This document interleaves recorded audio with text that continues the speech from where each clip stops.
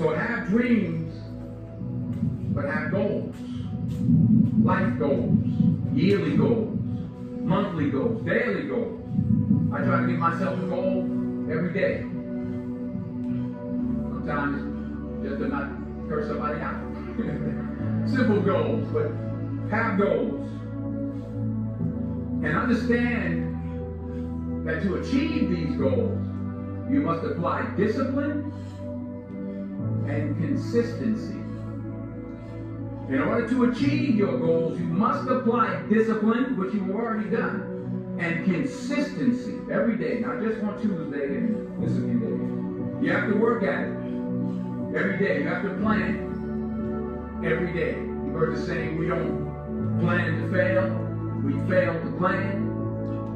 Hard work works. Working really hard is what successful people do. And in this text, tweet, twerk world that you've grown up in, remember, just because you're doing a lot more doesn't mean you're getting a lot more done. Remember that. Just because you're doing a lot more doesn't mean you're getting a lot more done. Don't confuse movement with progress. My mother told me, she said, yeah, because you can run in place all the time. You never get anywhere. So continue to strive. Continue to have goals. Continue to progress. Number 3. You'll never see a U-Haul behind a hearse. I'll say it again. You'll never see a U-Haul behind a hearse. I don't care how much money you make, you can't take it with you. The Egyptians tried it. They got robbed. That's all they got. You can't take it with you. And it's not how much you have. It's what you do with what you have. We all have different talents. Some of you will be doctors, some lawyers, some scientists, some educators, some nurses, some teachers. Yeah, okay. Some preachers. The most selfish thing you can do in this world is help someone else. Why is it selfish? Because the gratification, the goodness that comes to you, the good feeling that I get from helping others, nothing's better than that.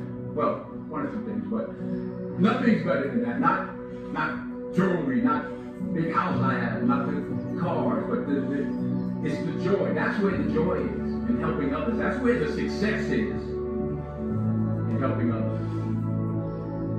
Finally, I pray that you put your slippers way under the bed tonight, so that when you wake up in the morning, you have to get on your knees to reach them. And while you're down there, say thank you for grace. Thank you for mercy. Thank you for understanding. Thank you for wisdom. Thank you for parents. Thank you for love. Thank you for kindness. Thank you for humility. Thank you for peace. Thank you for prosperity.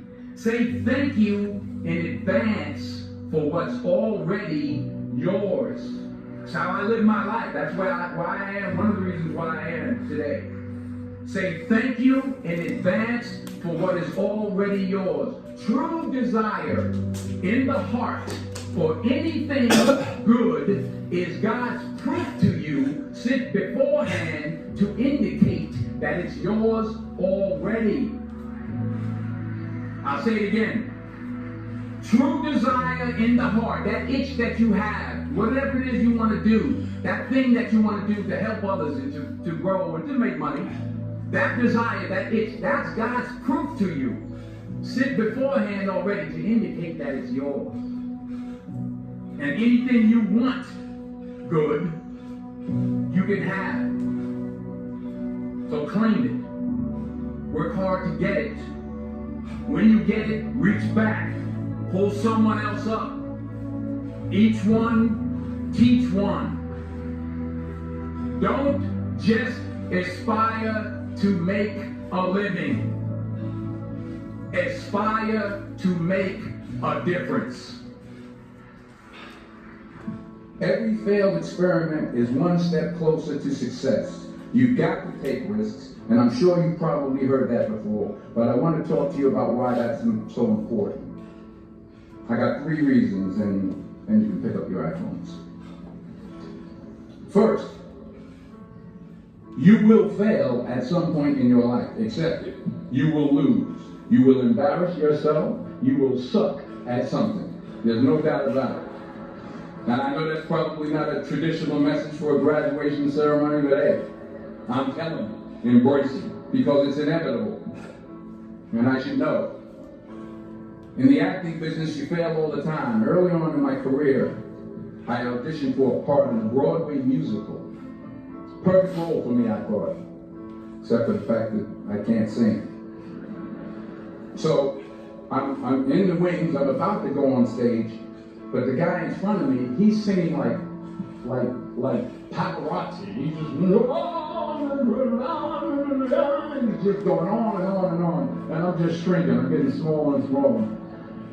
So they say, "Oh, thank you very much, and you'll be hearing from us."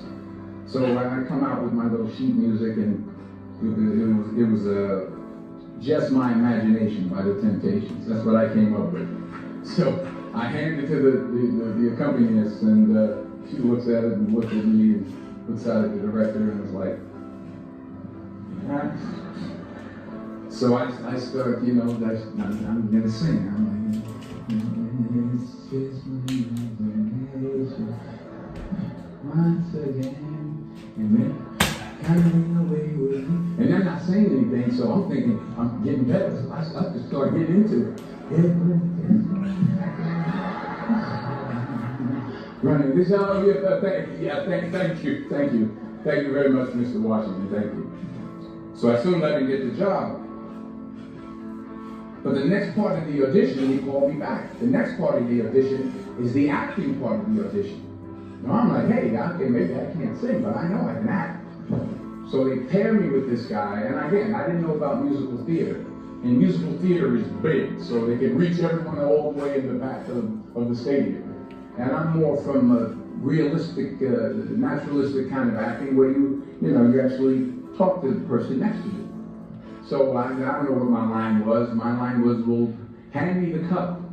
And his line goes, "Well, I will hand you the cup, my dear. The cup will be there to be handed to you." I said, "Oh, okay." "Well, should I give you the cup back?" "Oh, yes, you should give it back to me, because you know that is my cup, and it should be given back to me." I didn't get the job. 200, 800 to go. I didn't quit. Goal is 1,000. I didn't fall back. I walked out of there to prepare for the next audition, and the next audition, and the next audition. I prayed. I prayed. And I prayed. But I continued to fail.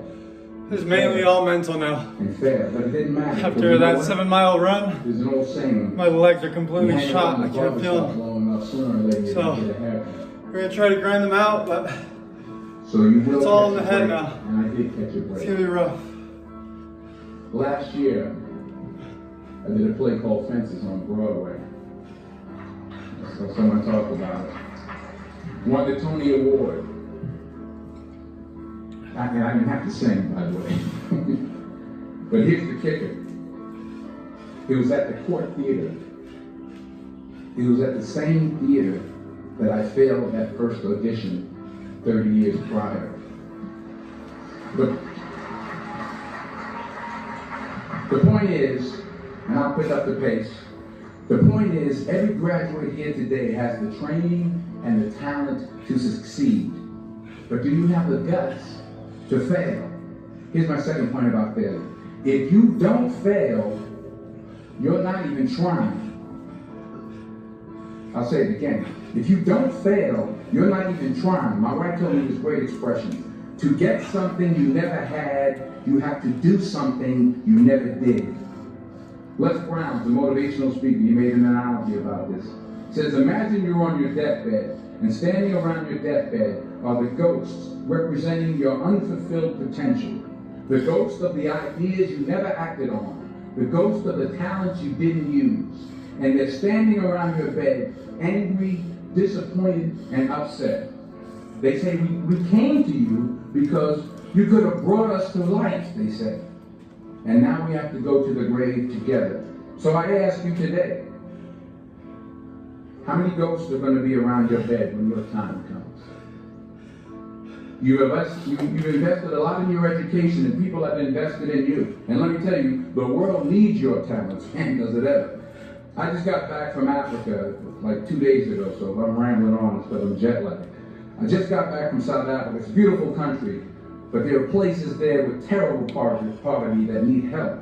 When Africa is just the tip of the iceberg, the Middle East needs your help. Japan needs your help. Alabama needs your help. Tennessee needs your help. Louisiana needs your help. Philadelphia needs your help. The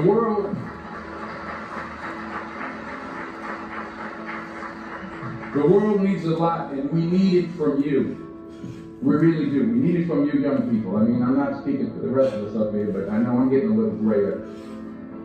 We need it from you, the young people, because remember this. So you got to get out there. You got to give it everything you got, whether it's your time, your talent, your prayers, or your treasures. Because remember this. You will never see a U-Haul behind a hearse.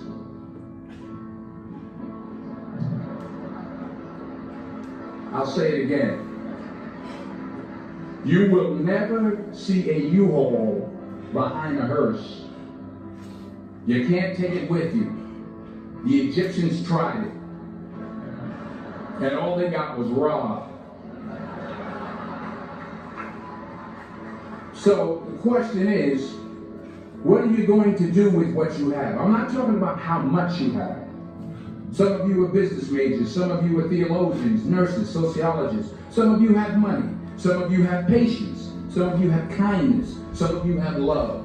Some of you have the gift of long suffering. Whatever it is, whatever your gift is, what are you going to do with what you have? All right, now here's my last point about failure. Sometimes it's the best way to figure out where you're going. Your life will never be a straight path. I began at Fordham University as a pre-med student.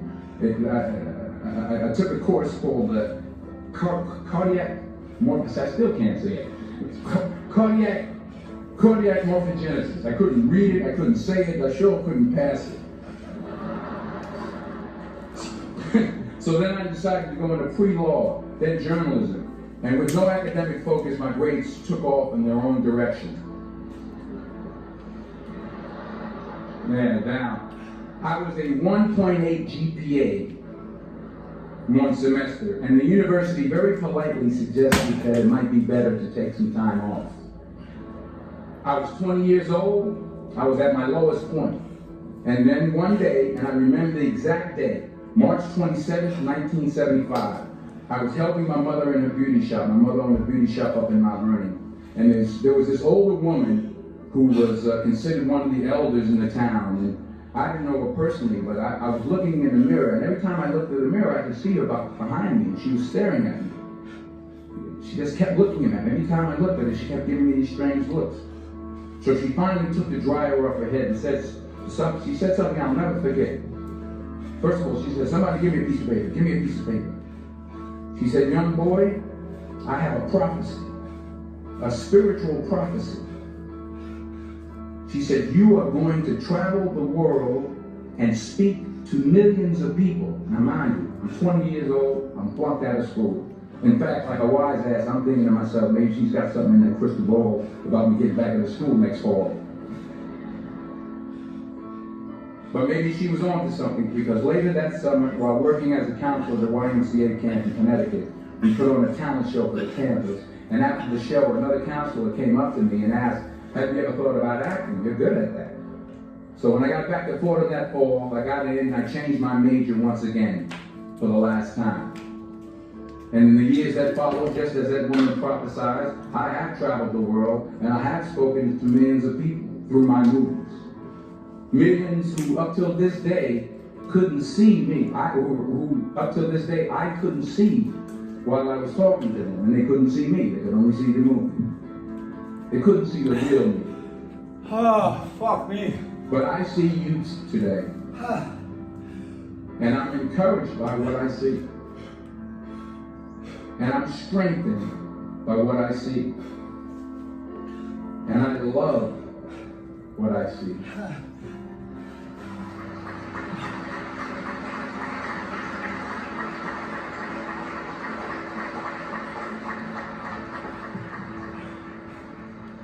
One more page. Shut up. Let me conclude with this one final point, and actually the president kind of brought it up. It has to do with the movie Philadelphia. She stole my material. Many years ago, I did this movie called Philadelphia. We filmed some of the scenes right here on campus. Philadelphia came out in 1993. Most of you were probably still in diapers. Some of the professors too. But that cracked me up. But it was a good movie. Rent it on Netflix. It's a good movie. Rent it. I get 23 cents every time you rent it. Please, rent it. True. Parents up there, rent it. Netflix. Please. Tell your friends too. It's about a man played by Tom Hanks who's fired from his law firm because he has AIDS. He wants to sue the firm, but no one's willing to represent him until a homophobic ambulance chaser lawyer, played by yours truly, takes on the case. In a way, if you watch the movie, you'll see everything I'm talking about today. You'll see what I mean about taking risks or being willing to fail. Because taking risk is not just about going for a job. It's also about knowing what you know and what you don't know. It's about being open to people and to ideas. In the course of the film, the character I play begins to take small steps, small risks. He very, very, very slowly begins to overcome his fears. And I feel ultimately his heart becomes flooded with love. And I can't think of a better message as we send you off today. To not only take risks, but to be open to life, to accept new views, and to be open to new opinions. To be willing to speak at a commencement at one of the best universities in the country, even though you're scared stiff. While it may be frightening, it will also be rewarding. Because the chances you take, the people you meet, the people you love, the faith that you have, that's what's going to define you. So members of the class of 2011, this is your mission. When you leave the friendly confines of Philly, never be discouraged. Never hold back. Give everything you got. 400. And when you fall throughout life, and remember this, fall forward.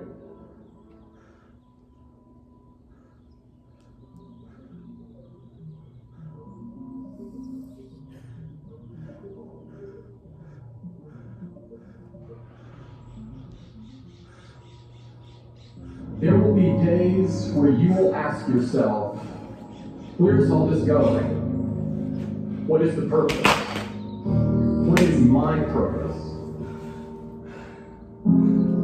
In high school, I thought I'd discover my life's purpose when I could answer that age-old question, what do you want to be when you grow up?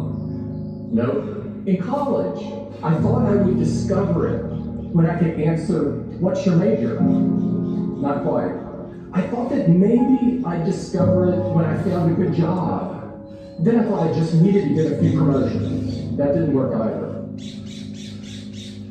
I kept convincing myself that it was just over the horizon, around the next corner. Nothing worked. And it was really tearing me apart. Part of me kept pushing ahead to the next achievement, and the other part kept asking, is this all there is? I've often said that I wish people could realize all their dreams in wealth and fame, and so that they could see that it's not where you're going to find your sense of completion. I realized one night in LA that the purpose of my life had always been to free people from concern. I can tell you from experience, the effect you have on others is the most valuable currency there is. When you work towards something greater than yourself, you find meaning, you find purpose. When you keep people at the center of what you do, it can have an enormous impact. All life is interrelated. We are all bound together into a single garment of destiny. But under the sky, under the heaven, man, there is but one family. It just so happened, man, that people are different. That's the only thing that's important, really. Letting each other know we're here. Reminding each other that we're part of a larger self. Deep inside of you lives a hero who wants to do something great with your life, who wants to inspire other people, who wants to do creative work, who wants to change the world. Maybe you're so numbed out that you've forgotten who you truly are. The fact that you are alive today means there is a mighty call on your life to do something with the rest of your life. When you're convinced that your cause is right, have the courage to take a stand. Use your minds and hands and your hearts to build something bigger than yourselves. If you see a problem or an injustice, recognize that no one will fix it but you.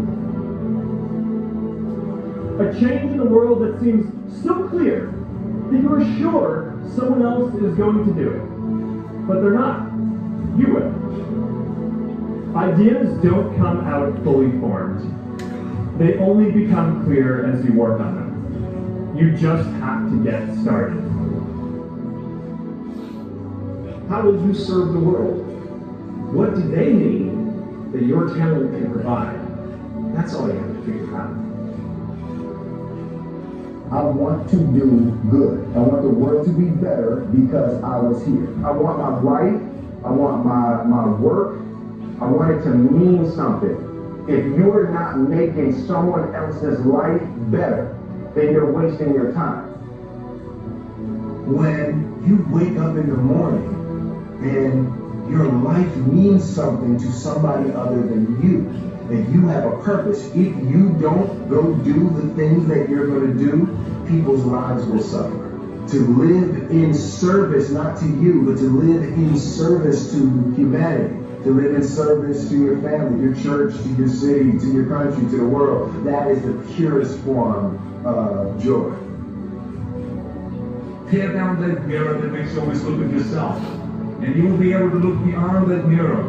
And you will see the millions of people that need your help. Reaching out and helping people will bring you more satisfaction than anything else you've ever done. Measure your impact on humanity not in lights, but in the lives you touch. Not in popularity, but in the people you serve. There is so much out there conspiring to make you cynical. People will try to convince you that you should keep your empathy out of your career. Don't let that noise knock you off course. I found that my life got bigger when I stopped caring what other people thought about me. Yours will too. Stay focused on what really matters. When I look around, I always learn something, and that is to be always yourself. And to express yourself, to have faith in yourself, to express oneself honestly, not lying to oneself, and to express myself honestly. That, my friend, is very hard to do. Everything you gain in life will rot and fall apart, and all that will be left of you is what was in your heart. Don't let anything stand in the way of the light that shines through this form. risk being seen in all of your glory. You are ready and able to do beautiful things in this world. You will only ever have two choices, love or fear. Choose love, and don't ever let fear turn you against your playful heart. Things can contribute to our not approving our dreams, our not feeling good enough. A lot of things can contribute to that.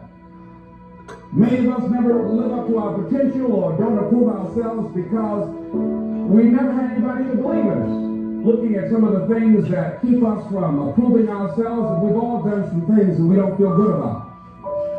Things that if we had to do those things over again, we would not do those things, or we would do things differently. So part of what we must do in order to begin to move into your greatness, you got to remove a major energy block. And that is dealing with the issue of forgiveness. People that have hurt you, someone who's done you wrong. Make a list. And things that you have done, that you feel bad about, that you regret. Make a list.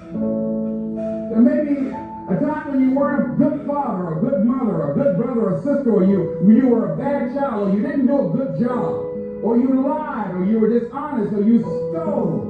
No one knows this from you, or something you feel good about, so you know there's a real dog in you to do that. Something you just really regret. So we make a list of all of those things. All of us have some of that. You might say there is some good in the worst of us and some bad in the best of us. So none of us escape. Now here's something I want you to do.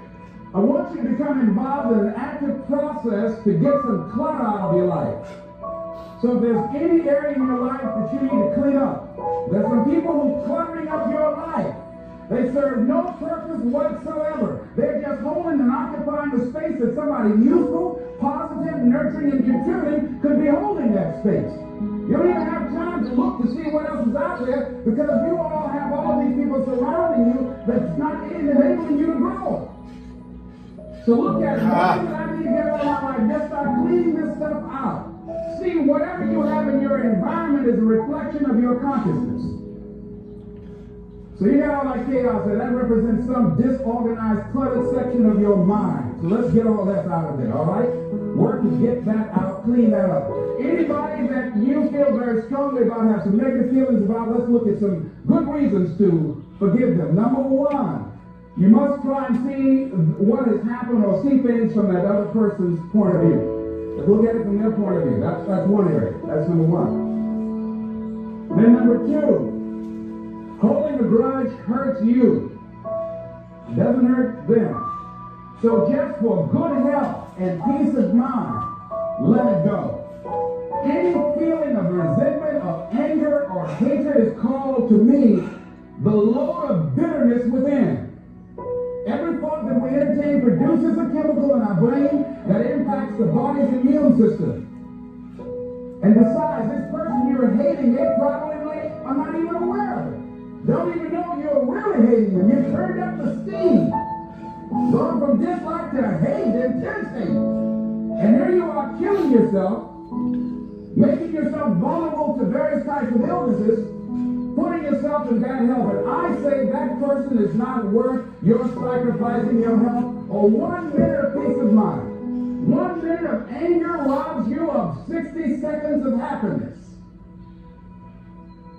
So decide it doesn't matter. Let it go and experience the dignity and the magnanimous sense of character of being big enough to move on and get on with your life. Letting it go so you can grow. See, all of us have greatness within us. But when you don't come to grips with your greatness and you don't work to develop it, if you're not seeking it out, if you're not finding where it is, if you're not trying to locate it, if you're not experimenting with your life to try and find out what fits for you, I'm saying that you're positioning yourself to be a miserable person, an unfulfilled person. How else do we do it? Procrastination. We just put things off over and over and over again. Why? Because we haven't accepted it. We don't feel deserving. We don't feel that we're good enough. So we sabotage ourselves by not ever taking care of business. We get real busy doing a lot of things. Well, we don't have any time. We start doing so many things, we just give our time away until we don't have any time for ourselves or any time to do the things that we want to do. And every time you put it off and move it back, oh, I'll do it one day, oh yeah, I'm going to get to it. I'm saying to you that one day you look around and there goes a year, there goes 2 years, there goes 3 years. So if there's something you want to do it now. Do it right now. Don't put it off. Start right now where you are. There'll never be a perfect, ideal time.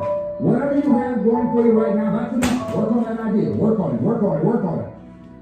Watch out with the relationships you have. What kind of person are you becoming because of the relationships that you have right now? Do those people contribute to you? Does it help you grow and develop yourself? What kind of person are you becoming?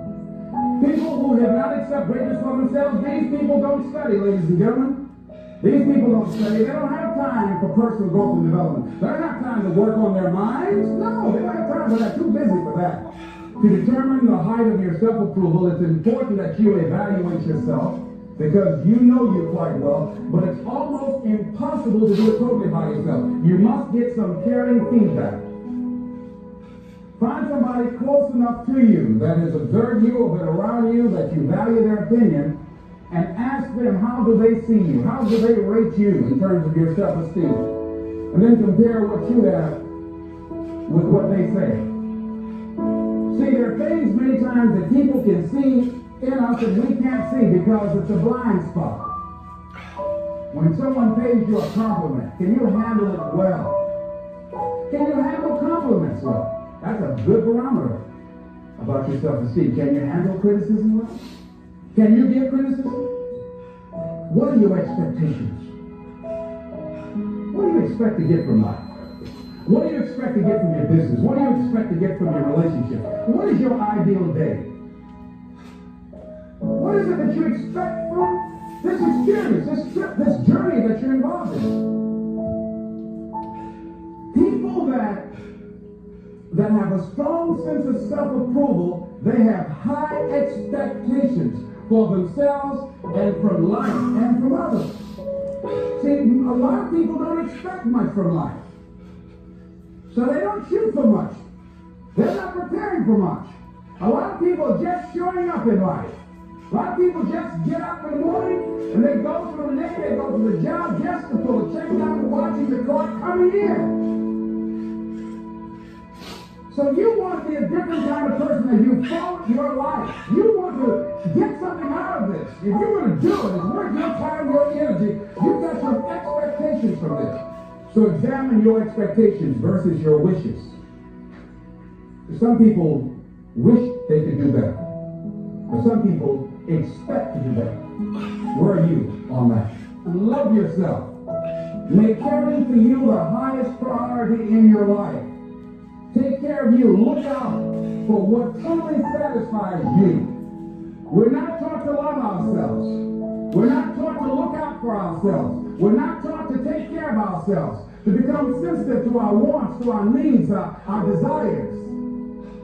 So make a conscious effort. Make you number one priority. Your peace of mind.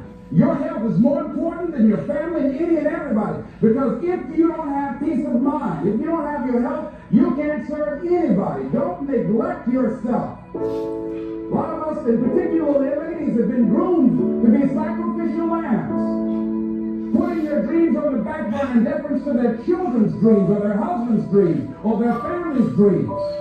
And forget about themselves. They become resentful and angry and bitter. So start taking care of yourself, looking out for you. Develop a health plan. Your health is all you got. So start taking care of you. Eating nutritious meals, willing to exercise your body, taking care of this body, loving yourself. So do some good stuff for yourself on purpose. Take some time out for you. You can't develop and manifest your greatness. You can't be a high achiever if you don't feel good. You don't take care of yourself. It takes the edge off your life. It helps you to manage things rather than allowing them to manage you. Gives you more personal power to deal with stuff. Take care of you. Now here's something else I suggest for you. Become aware of what your needs are and develop compassion toward yourself despite your human defects. Develop compassion for yourself despite your human defects. You will never be perfect. Hello? You will never be perfect. You're human. You've made a lot of mistakes. You've done a lot of dumb, stupid things. Guess what? You're not through yet.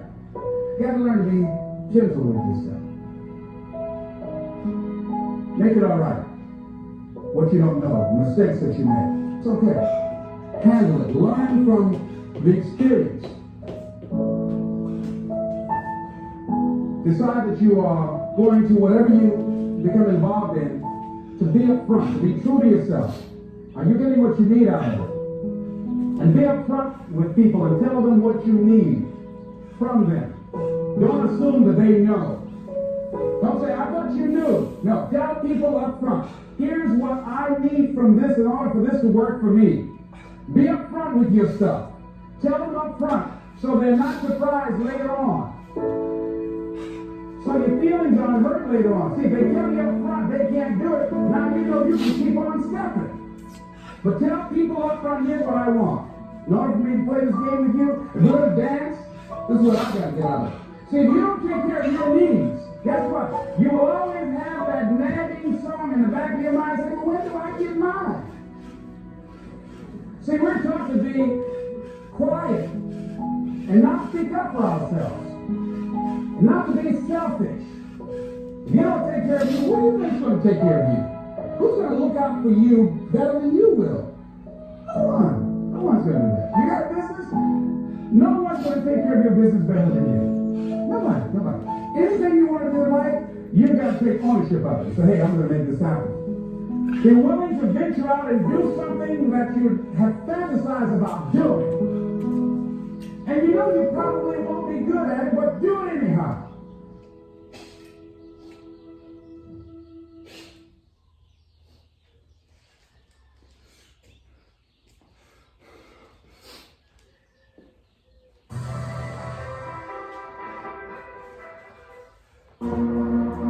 People should fucking stop complaining. Right. People should figure out who the fuck they are. Good call. People should not listen to America propaganda of fixing the shit they suck at. They should be tripling down at what they're good at. They should be competent in certain areas, but you're not gonna become Beyonce or, you know, like your bone structure is a certain way. Like you're not gonna solve everything. Your IQ can get a little bit better, but don't worry about the incremental. Figure out what you fucking puts you on fire and you're halfway decent at. If you're lucky enough right now to be listening and you're good at what you like, become tunnel fucking vision. Because there's way too many voices telling you what and how. And here's the other thing, and this is the big one, because you have a humongous audience. The biggest thing that I've seen dividends from, have the conversation with the person that's holding you back. The reason most people who are listening right now are not doing that thing is they're worried about the opinion of somebody. Usually their mother, usually their father. And the reality is that your spouse may be the person holding you back, and you have to have that conversation. Cut them off. We have to get to a place where you're doing you, because the number one thing that scares the fuck out of me is regret. And you're gonna sit there at 72 and you're gonna say, I wish. And whether that's money or spend more time with your family, there's a million ways to do this. Our whole lives are guided moment to moment by the state grid. Learning how to change your state, not bullshit, not fake, but to go from pissed off, frustrated, freaked out to back in your center, or creative, or determined, or something that's going to move you forward. It's going to create a better quality of life for you and others. That's a critical skill set. So moment to moment our lives controlled by our states. Yeah. You know, you're an angry state, you respond differently than you're playful.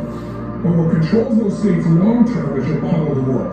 Everyone has different goals and dreams and desires, but as I travel around the world in 100 countries, I started going, holy shit, I'm seeing the same problems. What's underneath it? I began to see that there are these same 6 human needs, that we all have the same needs. We all have a need for certainty, that we can avoid pain and we can have some pleasure, some comfort. We all need uncertainty. We need variety, or we feel dead inside. You're totally certain you're bored. If you have total variety, you really freak out. And it's not a balance. It's learning which of these you need more as a person. Everyone's developed a different set of values in that area. The need for significance, to feel unique, special, important. The need to feel loved, the need to grow, and the need to contribute. Some people value certainty at the top of their list. That's their center of their target. I don't want to do anything unless I know it's going to work. I don't do anything unless it's the same. If you change anything, we freak out. If you're driven by love first, you want certainty. If love is higher, you're going to behave very differently than if you're driven by significance. I have to be the one. The two that most people have, 90% of the planet, if you said, of all these needs, which one do you really focus on most day to day? Everybody wants love, but what do you focus on? Most people focus on being significant. We live in a Facebook world where people fake their life, put new filters, make it look different than it really is, tell stories that, are totally full of it to make themselves look good. Because we live in this kind of false world where significance is more important than love. And it separates us. Whenever you look at somebody that's been successful, do not allow yourself to make them extraordinary at your expense.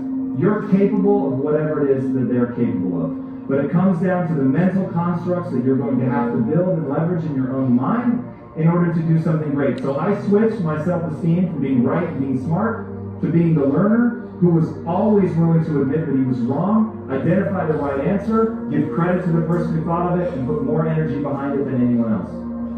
And that became my driver. People getting ready to go to jobs that they don't like. Jobs that are making them sick. What is it that you could love doing 7 days a week that'll bring a smile to your face? You've got to start saying yes to your life. You've got to start saying yes to your dreams. Yes to your unfolding future. Yes to your potential.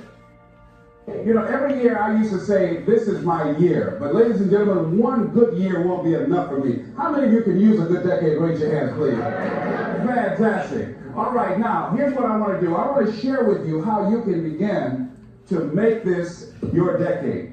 How many of you know within yourself, if you ask yourself the question, have I done all that I'm capable of doing or being and living up to my potential? How many of you have to really answer, no, I have not done all that I can do? Raise your hands, please. Okay, very good. Now, here's what we know.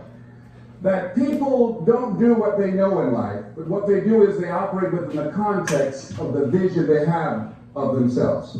So what I want to share with you is how to begin to get a larger vision of yourself and how to begin to make this your decade. Because in order to do that, it's going to be very challenging. It's going to require a lot of work on your part, an ongoing process of personal and professional self-mastery. And it's going to require that you begin to see yourself worthy of the requirements in terms of effort, in terms of commitment, in terms of action, in terms of preparation, or whatever it is that you need to do in order to take your life where you want to take it. So one of the first things that I ask you to do is I want you to look at your life right now. And think about something that's important to you, something that gives your life a sense of value.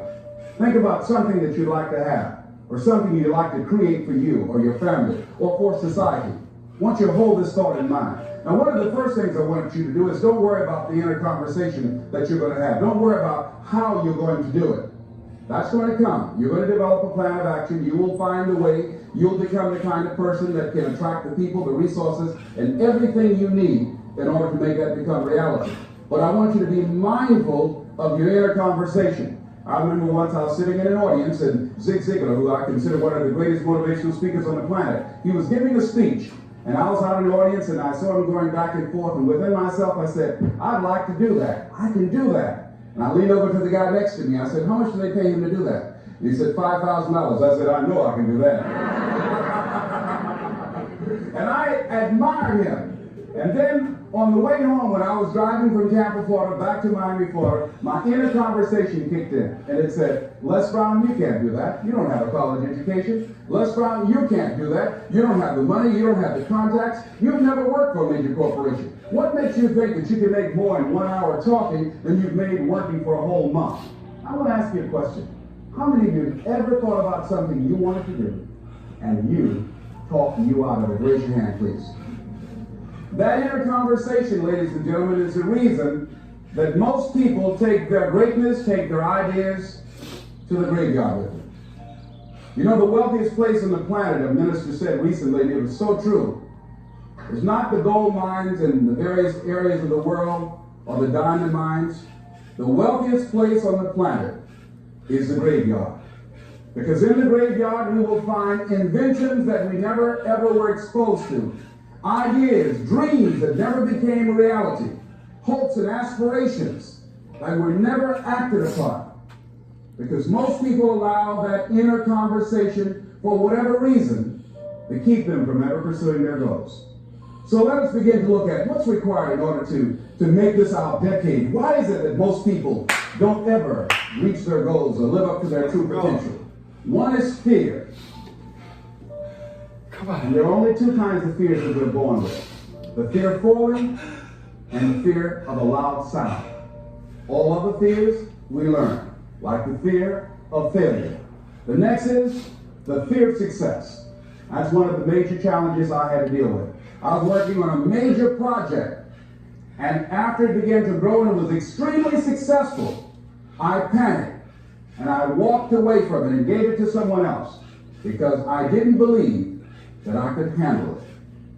The other thing that keeps most people from reaching their goals is that a lot of people become comfortable. They stop growing, they stop wanting anything, they become satisfied. They stop looking at ways in which they can improve themselves. They stop putting things in front of them. I was reading something by a great man, George Bernard Shaw, and he said something to the effect that to have succeeded is to have finished one's business on earth. Like the male spider was killed by the female spider the moment he has succeeded in his courtship. And he goes on to say, I like a state of continual becoming with a goal in front and not behind. I remember after giving a speech at a major corporation, a gentleman came up to me who was up in years, and he said, you know, that's real great motivation for you young guys, but I've done all my work. There's nothing else for me to do. I said, oh yes, you've got a lot to give. You have a lot to offer. The fact that you're still here means that your business is not through yet. The other thing that keeps us from reaching our goal is not feeling worthy. That's where a lot of people get stuck. Because see, when you don't feel worthy of your goal, you'll begin to unconsciously engage in self-destructive behavior, like procrastinating, constantly putting things off, squandering your time, and that's what life is made of. Something else that keeps us from reaching our goal, and that is many times because we spend so much time complaining and blaming everybody or everything. I'm reminded of a friend of mine who talked about the fact that one day he was walking by this house and some people were sitting on a porch and there was a dog on the porch, and this dog was just moaning and groaning. So he was curious and he asked the owner, he said, why is this dog moaning and groaning? And the owner said, because he's laying on a nail. He said, well, why doesn't he get off? He said, it's not hurting bad enough for him to get off. How many of you know people who moan and groan and complain about life all the time, all right? They might moan and groan about their job. I'm sick of this job. I'm sick of you. And they just moan and groan and complain all the time and never do anything about it. They haven't got to the point where they're sick and tired of being sick and tired. They just have enough energy to complain about it, and they consider that, in fact, they believe that that's equivalent to doing something about it, just complaining. No, that can't get you where you want to go. That cannot create your reality for you. The other thing that keeps most people from realizing their true greatness and their true potential, circumstances, their environment. There are many people who believe because of where they're born, because of the area where they are in life and where they find themselves, that's all they know. Given my circumstances, ladies and gentlemen, I should be doing what I'm doing right now. See, I know something about you, even not knowing you, that you've got greatness within you. You have the ability to do things that you can't even begin to imagine. You have talents and skills in you that you haven't even begun to reach for yet. No one could have convinced me, given my circumstances, given my background, that I would be doing what I'm doing right now. I was born in Liberty City on a floor on 62nd Street, a twin brother and me. When we were 6 weeks of age, we were adopted. When I was in 5th grade, I was identified as EMR, labeled educable mentally retarded, and put back from the 5th grade into the 4th grade, and stayed in that category until I got out of high school. I have no college training, but here's what happened. I had an intervention in my life. A man who saw something in me at a time that I did not see something in myself. I never forget being in his class one day waiting on a friend of mine who was there to rehearse for a play. He did not show up. And he asked me to go up to the board and write something on the board. And I said, I can't do that, sir. He said, why not? I said, well, I'm in a special education class. He said, what do you mean? I said, go up to the board and write what I'm about to tell you. I said, I can't do that, sir. Why not? I'm educable mentally retarded. And he came from behind his desk. He said, don't ever say that again. Someone's opinion of you does not have to become your reality. And that changed my life. It was Oliver Wendell Holmes who said that once a person's mind is expanded with an idea or a concept, it can never be satisfied to going back to where it was. So some of you are going to experience a breakthrough. Some of you are going to go back and look at your dreams and brush them off. Some of you are going to begin to look at yourself and say, hey, look,